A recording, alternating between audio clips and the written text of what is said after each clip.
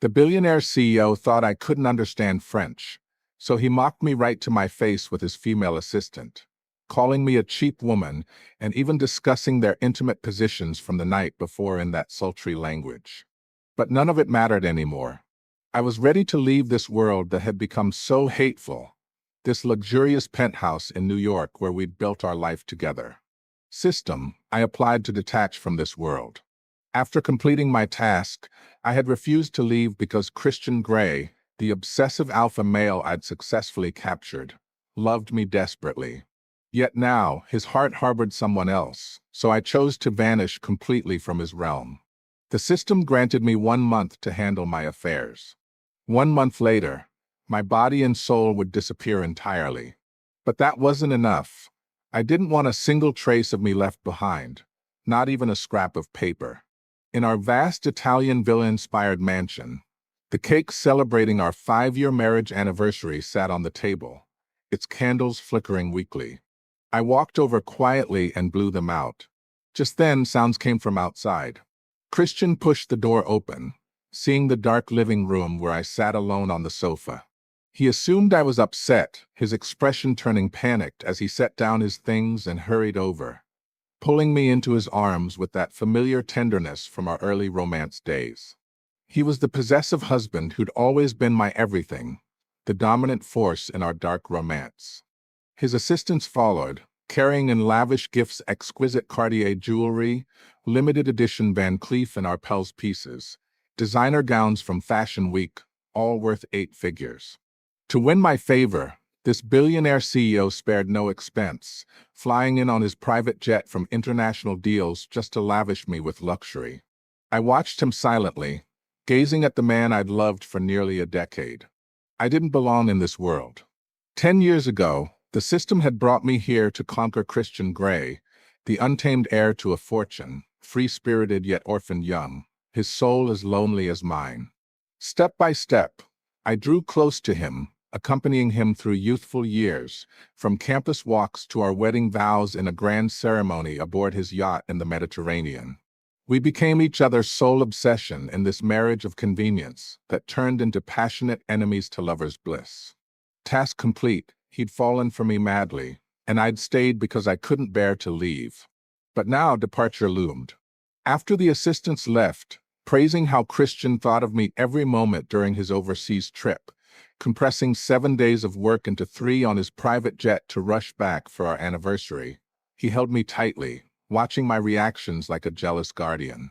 Christian loved me so much it was known across the city.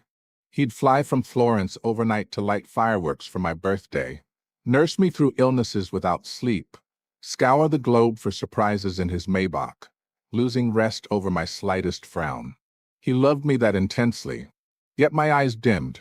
Once alone, he coaxed me gently, his movements treating me like the world's most precious gem. I recalled our younger days, when his arrogant teenage self would soften only for me, whether in school uniforms or now in tailored suits. Finally, I spoke, saying I wasn't angry, just tired. He scooped me up horizontally and carried me to bed in our opulent master suite overlooking the city skyline. Exhausted from travel, he soon slept holding me, but I lay awake. When his breathing evened, I sat up and grabbed his phone from the nightstand. The top contact was still Megan Hayes, one of his executive secretaries. Inside were fresh messages from his trip. Daily chats while he claimed work kept him from contacting me. They'd traveled together, sightseeing, dining on gourmet meals, attending concerts because she wanted to. That's why he'd taken the latest flight back, missing our anniversary. At the end, her anxious query, "Will you always be this good to me?" And his reply, "Yes." I felt no fresh heartbreak. My pain had numbed. I closed the phone and lay back. Suddenly, thunder boomed outside. A massive crack startled me, and sleeping Christian instinctively rolled over, enveloping me in his arms, his deep voice soothing even in slumber. I always feared thunder, and he remembered it subconsciously. Curled in his embrace, I hadn't cried over the long chats, but this unconscious act brought tears. How could someone who loved me so do this? His every action toward me wasn't fake, yet he hid so many secrets. The next morning I woke late. Downstairs, Christian was making breakfast in our state-of-the-art kitchen. Watching his back, I remembered trying to cook once, scalding my hand. His eyes had reddened with distress, applying ointment tenderly, banning me from the kitchen forever.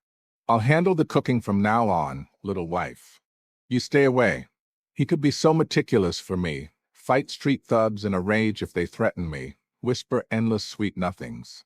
His friends teased him for being love-brained, and he'd proudly add, "only for her." Snapping back, he turned with a smile, asking what I was daydreaming about and serving fried eggs. I stared quietly, shaking my head. I mentioned he hadn't wished on our anniversary cake yesterday. He laughed it off. No matter, we'd have many more. My eyes reddened silently. There'd be no more for us. After breakfast, he grabbed his suit jacket to leave. I asked if he had to go to the office on a weekend. He tied his tie casually, citing urgent business. My mind flashed to yesterday's messages, Megan suggesting Autumn Wind Valley for fun, him agreeing to take her anywhere. I stayed silent. He noticed my shift, approaching to hug me. "What's wrong?"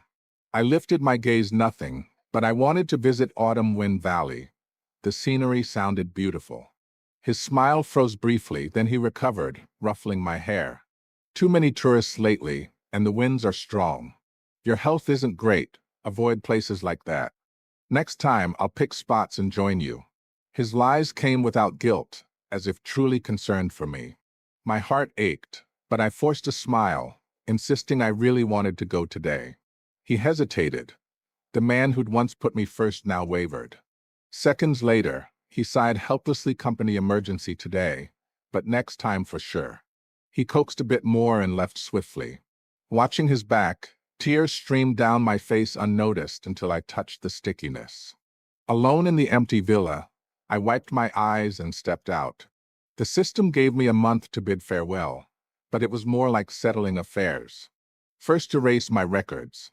After a month, I'd vanish physically and spiritually, but I wanted no remnants, not even a document. At the office for deregistration, lacking full papers, it didn't complete. The clerk, surprised at my youth, asked if I'd thought it through. Deregistering meant I ceased to exist officially. I nodded emptily. "I know." She pressed, "Unless terminally ill, it's not advised. Life becomes inconvenient." I smiled faintly, something like that. Soon this world won't have me. Instead of home, I wandered aimlessly, ending up at our old high school. Nostalgia hit as students in uniforms passed, laughter echoing. Everything familiar, where we'd run together, studied, eaten, held hands in hidden spots, shared our first kiss. My old teacher, the homeroom advisor, approached, a bespectacled middle-aged woman. She remembered me vividly, not just for beauty and grades, but our infamous early romance with Christian, unbreakable despite school efforts. She chuckled, reminiscing back then. "You two worried me sick.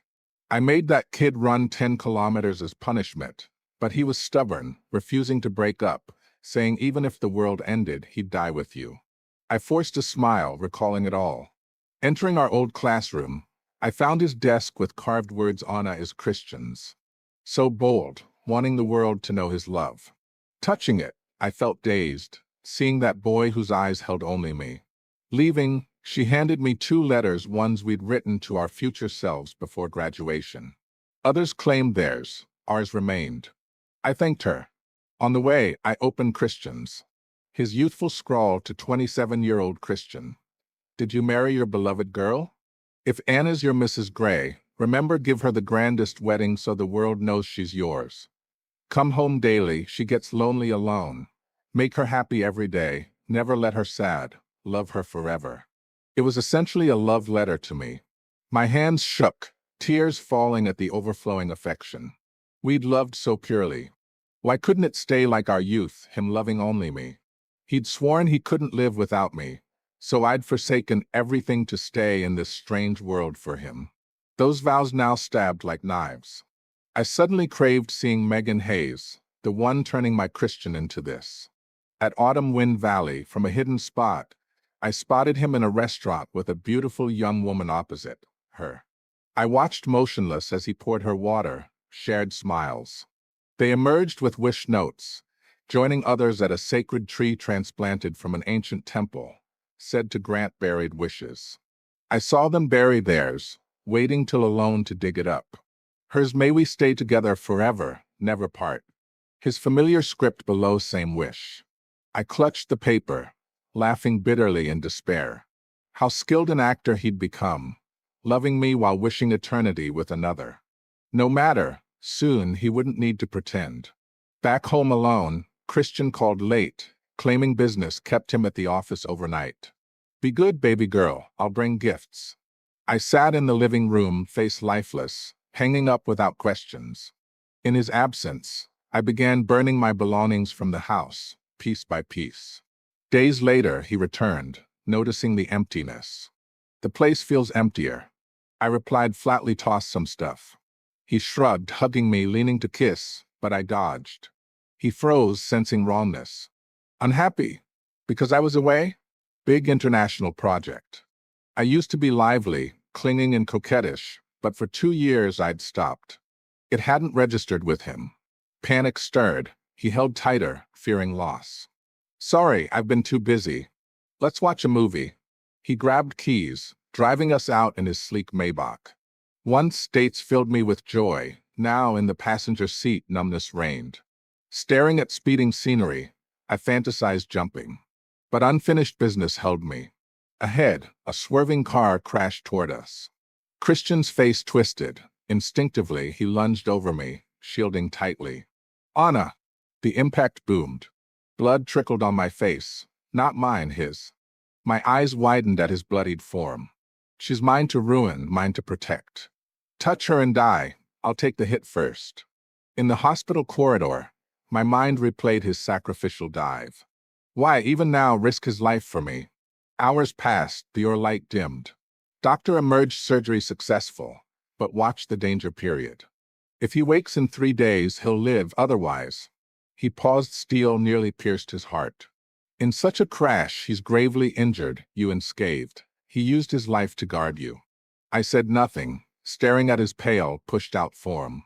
Sourness surged. Should I cry or laugh? He loved me to death once. Why, I'd stayed for forever. But now, Christian, my death would free you from Megan eternally. Why save me? Guilt or leverage for forgiveness? I wouldn't forgive ever.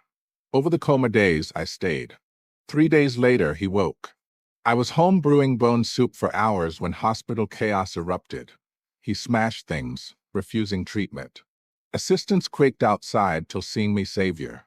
A call came to my phone left in his room. He answered, then raged. Entering the wreckage, his scarlet eyes locked on me. He ripped IVs, grabbing my hands in terror. Voice quaking, what did deregistering mean? Where was I going? My hands tightened. Must be the clerk calling. Calmly misunderstanding, my records from orphanage days. Just updating. He relaxed slightly, why not tell me? I'd handle it. I echoed his work busyness, excuse, didn't want to bother. Minor thing. He pulled me close, your matters are never bothers. Promise no leaving, or I'd die. I let him hold, recalling the crash shield. Pushing gently, I opened the soup. Where could I go? Drink. Regaining sense, he clutched my hand all day, insisting I stay. You'll stay forever, right? His stubborn gaze pained me. He'd broken promises first, yet demanded mine. Forced smile, yes. He eased. Night fell. I sat by his bed till he slept. In quiet, I opened his phone again.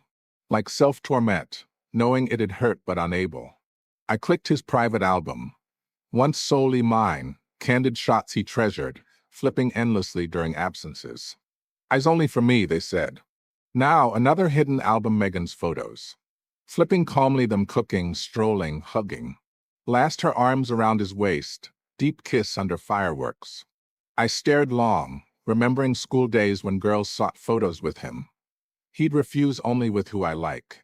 Now she had a whole album, gazing at sleeping him. Who'd sworn death without me, what was this? Silence deepened, my phone buzzed. Not his, a familiar number, Anna. I know you found out. Megan, seen countless in his contacts. Now provoking the wife? More saw you outside restaurant. Pitiful, clinging to a man who no longer loves you. Maybe you did once, but now only me. She expected collapse. I watched silently, no energy for breakdown. My love for Christian, once blazing fire, dwindled to embers after betrayal. Ignoring her taunts over days. A week later, discharged, home he clung endlessly. Tiring caring for me? I shook head. You saved me. Thanks do. Thanks felt alien between deep lovers. He frowned, sensing distance. For you I'd die.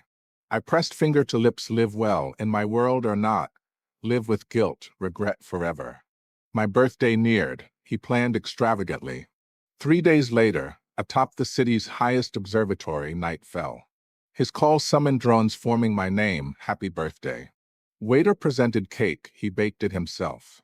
Poured fine wine. Perfect, attentive. If no betrayals, I'd melt. But now, expressionless. He asked wishes from table's end. Paused, hope future days joyful, toward light. Once I'd wish eternal with him. Now only me. He missed it, bowing my happiness.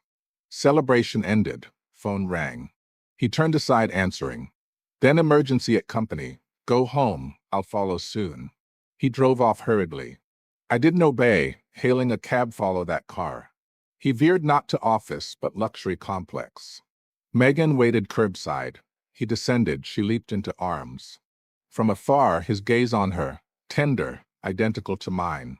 One moment crafting my birthday magic, next rushing to her. Heart clenched, spine numb. I watched them kiss passionately, as if devouring love obvious. Staring till he carried her inside eagerly, lights off. I laughed slowly, then walked back. Thunder rumbled, rain imminent. Thunder fearing me ignored, strolling slowly like soulless shell in night. Rain poured, drenching me, trying to cleanse memories. I thought pain gone, he renewed it always. Walked all night in storm till dawn cleared, face paper pale, eyes dulled. Somehow home, door open to anxious Christian. Finally back. Before hug blackness hit, I collapsed. Waking in bed, he gripped my hand. 3 doctors finished checks. Just chilled from rain, no issues. His bloodshot eyes showed terror, thinking grave illness. Hugging tight scared me. No more vanishing overnight. Feeling his tremble, warmth, yet my heart chilled. This man kissing Megan last night, same one? I let hold silent. My sudden absence and fate scared him truly. He guarded incessantly, fearing mishap. But I appeared listless, checks found nothing. Meanwhile, his constant presence irked Megan. One night, half awake, bed empty. Balcony lit. He phoned softly, next month, I'll make time fully. Coaxing, helpless yet doting, don't fuss. Next trip, cherry blossoms, hot springs, you love that. He remembered her preferences too. Recalling our honeymoon in Japan, same blossoms, springs, him coaxing me at night. Now door apart like worlds. Long after, his gentle be good. I like you too. Couldn't listen. Returned to bed, lashes wet. Soon he lay beside, oblivious to my pallor, red eyes. After I like you to her, he slept peacefully. Sleepless, I repeated last 7 days. Then bridges and roads separate. We part forever. You're mine, good girl. I'll punish anyone who tries to take you. Tie you with red ropes in our red room. Make you submit in ways that leave you breathless on my private jet silk sheets.